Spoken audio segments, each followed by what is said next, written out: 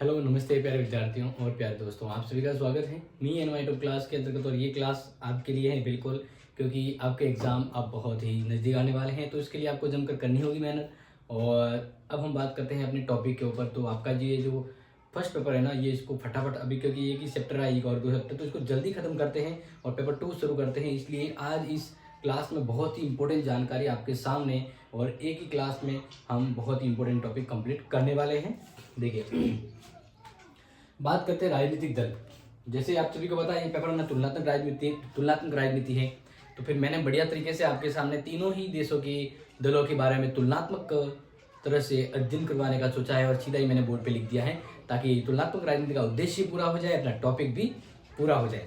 तो देखिए, यहाँ पर बात करते हैं ब्रिटेन, फ्रांस और अमेरिका, तीनों की बात करेंगे। तो देखिए, यहाँ पर बात करते हैं, सबसे पहले मैं आपको ब्रिटेन के बारे में बताऊंगा, ठीक है ना। ब्रिटेन की दलीय व्यवस्था इंपॉर्टेंट रहती है। देखिए, ब्रिटेन में जो है सिंपल ही वो 1688 की बात करें, जब गौरवपूर्ण क्रांति हुई थी। तो गौरवपूर्ण क्रांति के बाद, उसके बाद ही ब्रिटेन में दो दल बने थे, व्हिग और टोरी। कौन से दो दल बने थे? व्हिग और टोरी। लेकिन 1832 में जब इनके शासन में सुधार किया गया, तो उस सुधार अधिनियम के तहत अनुदार और उदार दल बने, यानी व्हिग दल का बना उदार और टोरी दल का बना अनुदार दल। सुधार किया गया, तब दलों का नाम परिवर्तित और संरचना परिवर्तित हुई। फिर 1900 के आसपास उदार दल के साथ साथ काम, या उदार दल के साथ साथ धीरे धीरे अपना अस्तित्व मजबूत करता हुआ एक दल अस्तित्व में आ रहा था, जिसका नाम था मजदूर दल। क्या नाम था? मजदूर दल। यानी वो धीरे धीरे उदार दल के साथ अपने पैर जमाने की कोशिश कर रहा था। ये चीज ध्यान रखिएगा, क्योंकि एग्जाम में ये ऐसा पूछा जा सकता है कि भाई किसका रूप है, तो मैं वो भी आपको यहाँ पर बता दूंगा, ठीक है। देखिए, अब यहाँ पर मैं एक चीज आपको नोट कर रहा हूँ, तो वो चीज यहाँ पर एकदम सटीक नोट कर लीजिएगा, क्योंकि एग्जाम में ये शायद कहीं ना कहीं पूछा जाता है, तो मुझे आपको इसके बारे में बताना जरूरी है। तो हम बात करते हैं 1924 के आसपास, इसी उदार दल के सहयोग में रहने वाला मजदूर दल, उसने सरकार बनाने के लिए अपने स्तर पर प्रभाव जानना शुरू कर दिया, और 1924 में ये प्रथम मंत्रिमंडलीय व्यवस्था में शामिल हुआ इस दल के सदस्य। और एक समय वो भी आया जब इसकी खुद की अपनी सरकार बनी, और वह समय था 1945। 1945 में धीरे धीरे इसका तो पलड़ा हो गया हल्का, और मजदूर दल हो गया हैवी। यानी एक का पतन और दूसरे का उदय, तराजू होता है ना, तो एक कदम और दूसरा हैवी हो जाता है। तो यहाँ पर कहने का मतलब है, उदार दल को ही हम उसके पतन के बाद एक नए दल अस्तित्व के रूप में आता है, वो है मजदूर दल। तो हम ये कह सकते हैं कि उदार दल की अब जो बादशाहत है वो मजदूर दल के हाथों में आ जाती है। 1945 में प्रथम खुद की हम बात करें, पहली मजदूर पार्टी की सरकार बनाता है। किसकी सरकार बनाता है? मजदूर पार्टी की, ठीक है। फिर अब बात करते हैं ब्रिटेन की विशेषता के बारे में, दलीय विशेषता, फिर का संगठन, तीनों को एक साथ बताऊंगा। तो देखिए, ब्रिटेन में है द्विदलीय पद्धति है, और ये आप सभी जानते हैं। ब्रिटेन में वैसे छोटे मोटे से दल हैं, लेकिन हमेशा उसके शासन में आज तक दो ही दल प्रभावशाली रहे, या तो मजदूर दल की सरकार होती है या अनुदार दल की सरकार होती है। तो इस प्रकार से समय के अंतराल में भी देखा जाए तो ब्रिटेन में द्विदलीय व्यवस्था, यानी शासन में दो ही दल होते हैं। दूसरा, ब्रिटेन के जो दल होते हैं ना, उनका जो संगठन है वो सुदृढ़ होता है। संगठन यानी जो रचना होती है ना दल के अंतर्गत, जैसे सबसे ऊपर प्रमुख अधिकारी के तौर पे होते हैं। जैसे मैं कुछ एक आपको ऐसे हाईलाइटली बता दूं, जिससे थोड़ा आपको आइडिया रह जाए, तो वो भी मैं आपको यहाँ पर समझा देता हूँ। सबसे ऊपर होता है नेता, ठीक है। इसके बाद वह सभापति और दलीय, कहने का मतलब है, एक तो नेशनल सभापति होता है, उसके अंडर में एक दलीय सभापति होता है। फिर अलग अलग प्रकार से यूनियन होते हैं इनके, फिर हर यूनियन वो प्रदेशों के अकॉर्डिंग होते हैं, और फिर प्रदेशों के कार्यकारी समिति होती है। इस प्रकार से एक सिस्टम होता है, और सिस्टम एक सुदृढ़ रूप में शासन व्यवस्था पाई जाती है। फिर होता है कठोर अनुशासन। बिल्कुल, दलीय व्यवस्था के लिए नियम कायदे होते हैं ब्रिटेन में, और एक कठोर दलीय व्यवस्था पाई जाती है। ये एक आप इसमें नोट कर लीजिएगा इसकी विशेषता में। फिर बात करते हैं नेता की सर्वोच्च स्थिति। अभी क्या बताया था? दलीय व्यवस्था है, और दलीय व्यवस्था में इसके दल है ना, दल का एक प्रमुख नेता है ना, वो बहुत इंपॉर्टेंट होता है। और जैसे कहते हैं व्यक्ति पूजा, राजनीति में जो व्यक्ति पूजा की जाती है, वो कहीं ना कहीं हमें ब्रिटेन में नजर आती है। यहाँ पर दलीय व्यवस्था में जो नेता होता है, सर्वोच्च नेता, उसकी सभी उसका प्रभाव है वो काफी नजर आता है। फिर है निरंतर सक्रियता। देखो, बाकी देशों में क्या होता है कि जब इलेक्शन होता है ना, तभी दल साउंड करते हैं या कार्यवाही करते हैं, यहाँ पर प्रभावशाली होते हैं, एक्टिव होते हैं। लेकिन ब्रिटेन एक ऐसा देश है जहां पर दलीय राजनीति ऑल द टाइम चलती है, भले वो चुनाव है या सरकार चल रही है, दल अपनी गतिविधियों के तहत पक्ष पार्टी और बाकी बात करें जैसे मतलब एक दल सरकार में है तो एक दल केंद्र के विपक्ष में रहकर भी सरकार की कमियों को गिनाता रहेगा, सरकार के ऊपर टिप्पणियां करता रहेगा। इस प्रकार से ये दो दल है और दोनों ही दल एक्टिव रहते हैं all the time. And last बात करें लूट प्रणाली का, यहाँ पर कहने का मतलब है वो लूट प्रणाली है ना, वो नहीं है जो अमेरिका में है। अमेरिका में जो लूट प्रणाली बहुत ज्यादा पाई जाती है। लूट प्रणाली का मतलब है दलीय व्यवस्था के अंदर आकर दल के जरिए अपने मंसूबों को पूरा करना, दलीय राजनीति में अपने सहितों को बैठाना और पूरी तरह से दलीय व्यवस्था या सरकार की राजनीति में अपने स्वार्थ की सिद्धि करना, तो वो यहाँ पर नहीं होता है। आगे बात करते हैं अमेरिका।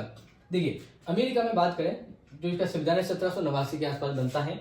तो अब यहाँ पर जो शुरुआत में वो दो दल थे, फेडरलिस्ट और एंटी फेडरलिस्ट, फेडरलिस्ट और एंटी फेडरलिस्ट, ठीक है।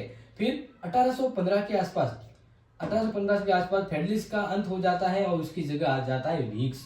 कौन सा दल आता है? व्हिग्स दल आ जाता है। इसी तरह एंटी फेडरलिस्ट है वह नामांकन के रूप में डेमोक्रेटिक रिपब्लिक के रूप में अस्तित्व में आ जाता है। इस प्रकार से फिर 19वीं सदी में आते आते व्हिग्स जो है ना वो भी ऑफ हो जाता है या प्रभाव खत्म हो जाता है या धीरे धीरे उसका अस्तित्व ही समाप्त हो जाता है। तो 19वीं सदी के आसपास फिर अमेरिका की सरजमी पर दो ही प्रभावशाली दल हैं, वो अपना प्रभाव जमाते हैं, कार्य करते हैं, रिपब्लिकन और डेमोक्रेट्स। तो वर्तमान में अमेरिका की द्विदलीय व्यवस्था में दो प्रभावशाली दल है, रिपब्लिक और डेमोक्रेट्स, ठीक है। तो बात करते हैं इनकी विशेषता के बारे में।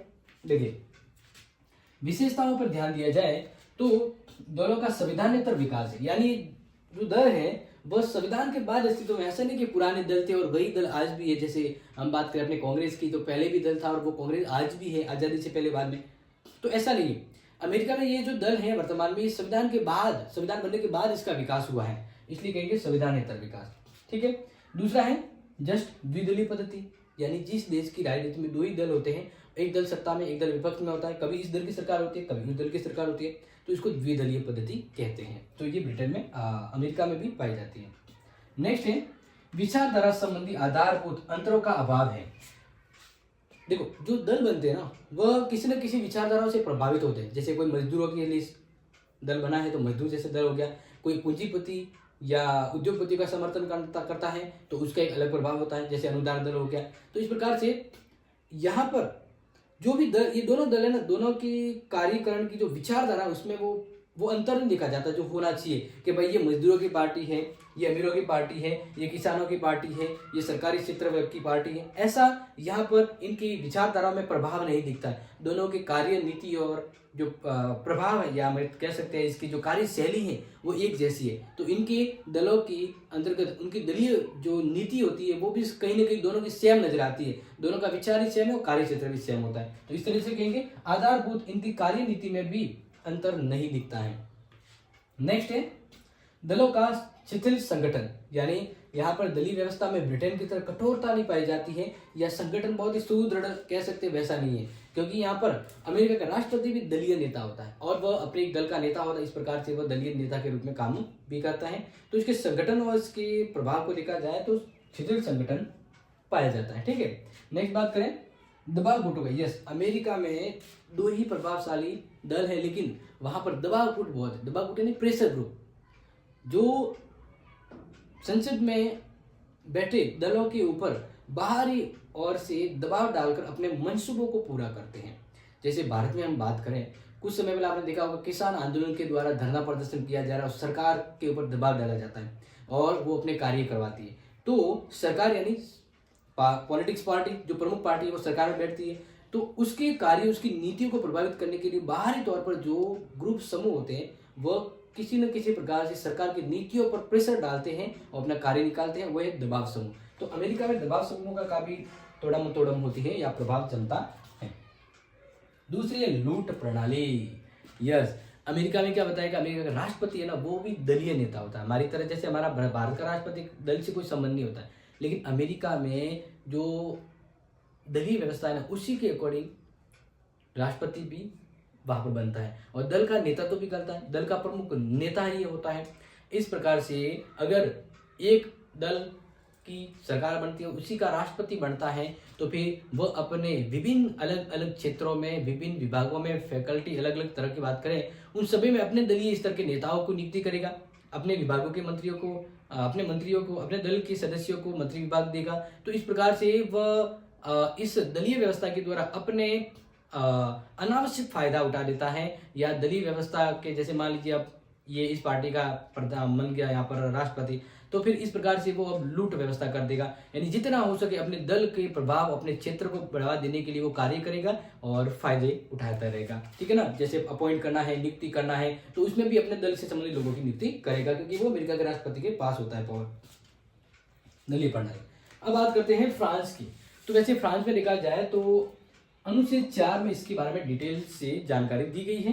तो मैंने ये जो लिखे हैं वो फ्रांस के दल हैं। तो इस प्रकार से यहाँ से पता लगता है कि फ्रांस में भी भारत की तरह बहुदलीय व्यवस्था है। तो पहला यहाँ पर बताएं, नवीन गणतंत्र संघ या दी गॉलवादी संगठन, ये फ्रांस के प्रमुख दलों में से एक है और इसने प्रारंभिक समय में काफी महत्वपूर्ण भूमिका निभाई थी। और दी गॉल चतुर्थ पंचम जो गणतंत्र है उसकी कर्ता धर्ता के तौर पर दी गॉल ने स्थापित किया था और उसी के नेतृत्व में ये सरकार, ये जो दल है दी गॉल काम करता है। दूसरा है साम्यवादी दल। और अब ये ध्यान रखिएगा, फ्रांस में साम्यवादी दल है ना वो सबसे सुदृढ़ और व्यवस्थित है। वैसे तो फ्रांस में दलीय व्यवस्था बहुत ही लचीली कमजोर पाई जाती है, लेकिन साम्यवादी दल का संगठन और संरचना बाकी दलों से बहुत इंपॉर्टेंट और अनुशासनिक रूप में पाई जाती है। इसके अलावा बात करें, नेक्स्ट है सुधारवादी दल, जो फ्रांस के दलों के अंतर्गत महत्वपूर्ण है। लोकप्रिय गणतंत्रवादी दल और एक है नेशनल फ्रंट। इसके अलावा अन्य भी दल है, लेकिन जो प्रमुख दल है जो उनकी राजनीति में छाए रहते हैं वो मैंने आपको बताया। अब बात करते हैं फ्रांस के दलों की विशेषताओं के बारे में। तो जस्ट पहले तो समझ आ गया, बहुदलीय व्यवस्था है फ्रांस में। क्या है, बहुदलीय व्यवस्था पाई जाती है, यानी एक से ज्यादा दल है, तो इस प्रकार से ये बहुदलीय व्यवस्था हो गई। दूसरा, ऐतिहासिक विरासत, यानी कुछ दल ऐसे हैं जो इनके अतीत और घटनाओं के परिणाम स्वरूप दल बने हैं और उनका इतिहास भी वर्तमान की सरकार और नीतियों में कामगार साबित होता है। तो इस प्रकार से कहेंगे कि इनके दलों के साथ ऐतिहासिक विरासत जुड़ी हुई है। कुछ महत्वपूर्ण विद्वान, कुछ महत्वपूर्ण देश के कर्ता है वो इस दल के साथ जुड़े हैं, तो इस प्रकार से ये ऐतिहासिक विरासत है। जैसे पंचम गणतंत्र संविधान को बनाने वाले दी गॉल थे और इसी के नाम पे दल है, तो ये ऐतिहासिक विरासत से प्रभावित है।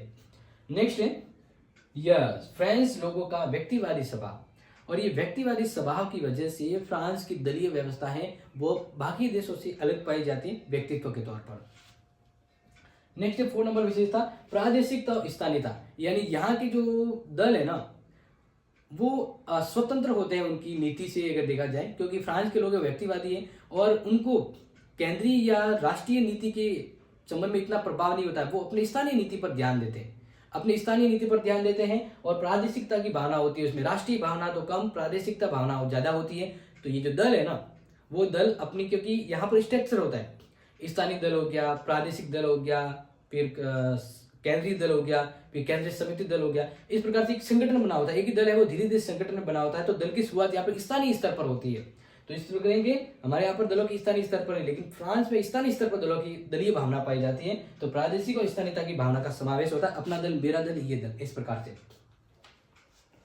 एंड द लास्ट है शासन के मूल स्वरूप में भेद होता है। यहाँ पर शासन के मूल स्वरूप में देखो, पहले बात करें फ्रांस में जब क्रांति हुई थी उस समय राजतंत्र था, बाद में गणतंत्रीय व्यवस्था आई, बीच में वापिस कुलीन तंत्र राजतंत्र आ गया, वापिस गणतंत्रीय व्यवस्था आ गई। इस प्रकार से इनके शासन के मूल स्वरूप में समय समय पर भेद रहा, इस वजह से इनकी दलीय व्यवस्था में विभिन्नता पाई जाती है। हमारी तरह बात करते दल हुए तो लोकतंत्र और लोकतंत्र के बाद दलीय व्यवस्था एक जैसी रही, लेकिन यहाँ पर शासन व्यवस्था बदलती रही। इसलिए शासन के मूल स्वरूप में भेद होने की वजह से भी यहाँ पर दलीय व्यवस्था में भी भेद पाया जाता है। अब तीनों का मैं फटाफट से संगठन बता देता हूं ताकि ये टॉपिक अपना मस्त वाला एकदम जटाक में समझ में और पूरा आ जाए।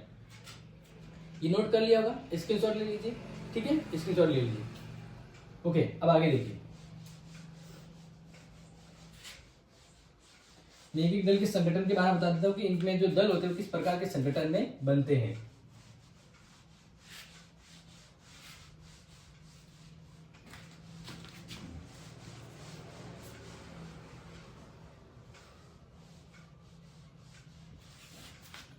ठीक है, तो एक एक के बारे में पहले बात करते हैं। देखो, सबसे पहले बात करते हैं ब्रिटेन की, जो काफी इंपॉर्टेंट है। तो यहाँ पर जो दल होते हैं, संसदीय दल होते हैं, नहीं, दल का प्रभाव संसद में होता है, इसलिए मैं यहाँ पर लिख देता हूँ संसदीय दल। संसदीय दल। ठीक है, इसमें ये है जो दो तरह की कार्य क्षेत्र विभाजित होता है, जिसमें बात करेंगे नेशनल यूनियन का सभापति होता है। एक संसदीय दल होता है, उसके नेशनल यूनियन में एक सभापति होता है,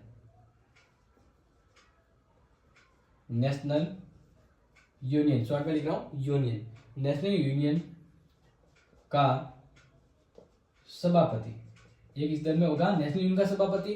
दूसरा, इस दल के अंदर एक दल जो होता है उसमें होगा दलीय संगठन का सभापति। जो इनका दल संगठन होगा, तो दलीय संगठन के लिए दलीय संगठन सभापति। ठीक है, फिर इसके नीचे हम बात करें, जैसे दलीय संगठन का जो सभापति है, इसके नीचे जैसे इसका संगठन काम करेगा तो इसमें कहेंगे इसका एक केंद्रीय कार्यालय होगा, हर दल का एक केंद्रीय कार्यालय क्या होगा, केंद्रीय कार्यालय होगा। ठीक है, फिर केंद्रीय कार्यालय है, इसकी बात करें तो इसको 12 प्रांतीय परिषदें होगी, 12 प्रांतीय परिषदें होगी। ठीक है, फिर हम बात करें ये 12 प्रांतीय परिषदें जो हैं वो भी है ना अलग दो खंडों में विभाजित हो जाती है। एक तो परामर्शदात्री समिति,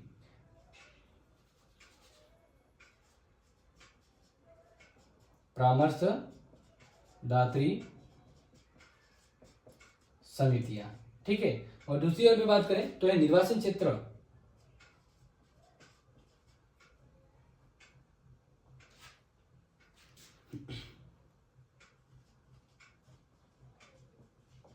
निर्वाचन क्षेत्र के संघ। ठीक है, इस प्रकार से प्यारे विद्यार्थियों, दलीय व्यवस्था का सभापति, उसके नीचे काम करने वाली दल का जो संगठन होता है वो देख लीजिए, जो आपको समझ में आ गया होगा। अब यहाँ पर इस प्रकार से यहाँ पर भी बात करें तो नेशनल यूनियन का सभापति, तो इसके नीचे एक नेशनल यूनियन होगा, एक दल का पूरा यूनियन, पूरी एक दल की सिस्टम जो होगा नेशनल यूनियन,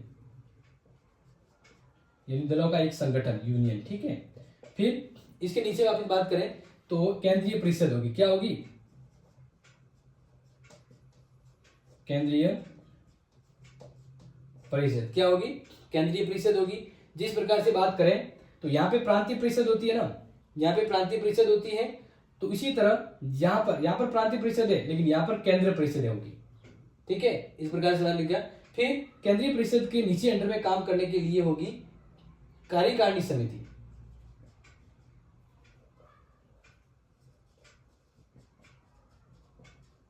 कार्यकारिणी समिति, और कार्यकारिणी समिति के नीचे जो काम करेगी दल के अंतर्गत वो है परामर्शदात्री समिति।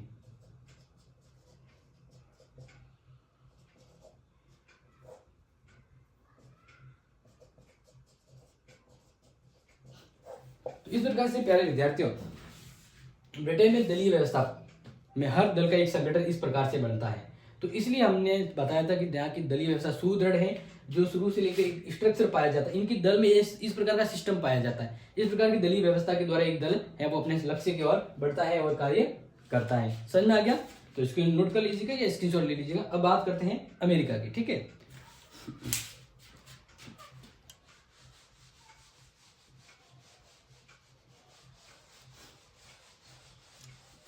अब देखिए बात करते हैं अमेरिका में जो दलीय संगठन है वो किस प्रकार से पाया जाता है अमेरिका के, तो वो भी आपको समझा देते हैं। तो यहाँ पर सबसे पहले बात करते हैं, जो इम्पोर्टेंट है उसको नोट कर लीजिएगा ताकि आपके एग्जाम में आप अच्छे से कर सके, कंफ्यूजन ना हो, तो वो भी यहाँ पर ईजी रहेगा। ठीक है, देखिए यहाँ पर अमेरिका की बात करें तो अमेरिका में जैसे जो दल है, जैसे दो दल बताए, तो सबसे पहले एक दल होता है, उसकी राष्ट्रीय समिति होती है, राष्ट्रीय समिति होती है। ठीक है, फिर जो राष्ट्रीय समिति है उसके नीचे होती है राज्य समिति।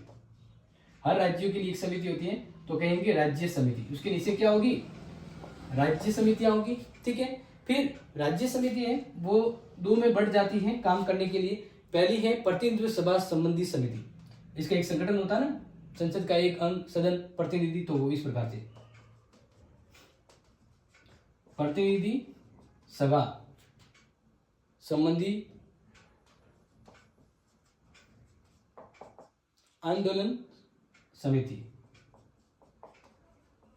आंदोलन समिति। ठीक है, जो प्रतिनिधि सभा के लिए काम करेगी, यानी दो प्रतिनिधि सभा और सीनेट होती है, तो प्रतिनिधि सभा के लिए एक समिति होगी जो राज्यों के अंतर्गत प्रतिनिधि सभा के लिए कार्य करेगी कि उनका चुनाव हो रहा है तो उसमें ये समिति काम करती है। तो उसी तरह इसके लिए सीनेट संबंधी एक समिति होती है कि इस दल से इस एक कोई भी दल है, मान लीजिए मैं एक दल की बात कर रहा हूँ ए, तो फिर इस दल का ये जो दोनों सदनों में जैसे सीनेट और प्रतिनिधि सभा का चुनाव होता है, तो इस दल की एक समिति है वो सीनेट के लिए काम करती है, दूसरी प्रतिनिधि सभा के लिए काम करती है। तो सीनेट संबंधी आंदोलन समिति,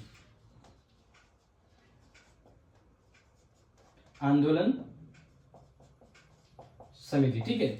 फिर इसके नीचे ये वापस डिवाइडेड होती है अपने कार्य को लेकर, तो वो तो हम बात करें। लेकिन इसके बाद एक होती है इनके काउंटी के अंतर्गत जो समिति होती है, जिसको कहते हैं काउंटी केंद्रीय समिति,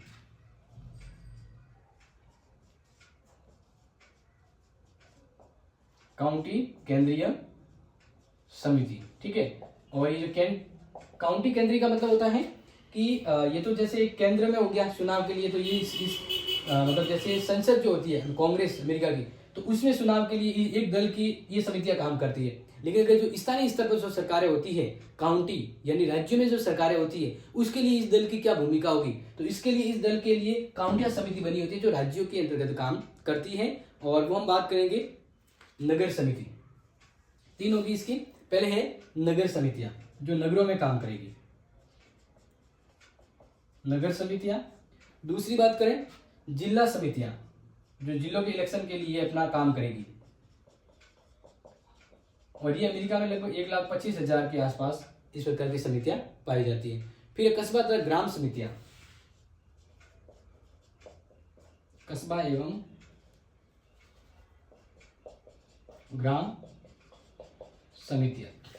तो प्यारे विद्यार्थियों, इस प्रकार से अमेरिका में दलीय संगठन पाया जाता है हर एक दल का, और ये आप नोट कर लीजिएगा, स्क्रीनशॉट लीजिएगा। अब बात करते हैं फ्रांस के बारे में। ओके,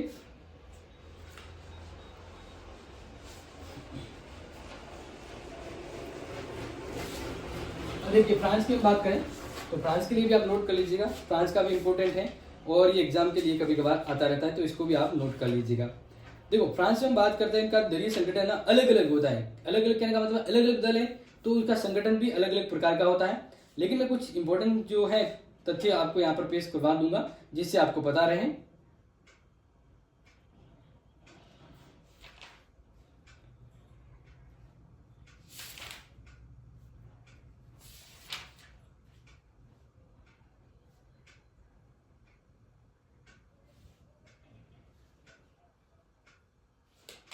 इसमें उस प्रकार से विशिष्टता नहीं पाई गई है जैसे दूसरे देशों की बात करें कि वहाँ पे संगठन किस प्रकार से होता है। लेकिन फिर भी यहाँ पर ध्यान दिया जाए तो एक विशेषता बताई थी प्रादेशीय। तो प्रादेशिक विशेषता के आधार पर हमें ये पता लगता है कि इनकी दलीय व्यवस्था है वह थोड़ी शिथिल पाई जाती है। क्या पाई जाती है? शिथिल।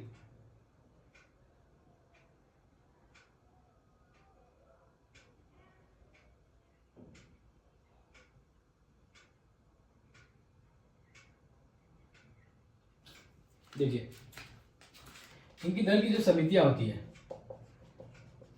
ठीक है ना, अलग अलग दल होता है। तो यहाँ पर बात करते पहले दल। एक दल होता है, इसके लिए प्रधान समिति होती है।